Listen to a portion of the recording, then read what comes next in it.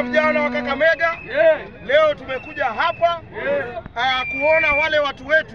It is a memorial march in remembrance of our young soldiers ambao walikufa, our sisters and brothers ambao walijitokea kutetea nchi hii, na sisi tukasema we cannot let a day like this iende hivyo.